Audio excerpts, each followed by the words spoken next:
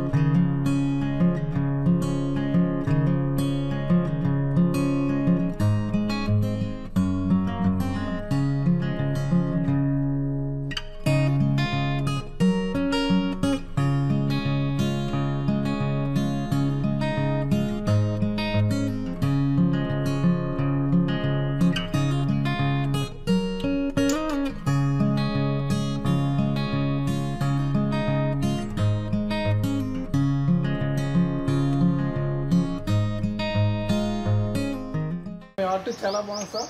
ఇది Sudhakant art studio మీరు అనే స్టూడియో ఇక్కడ వేసిన పెట్టడం చాలా మంచిది.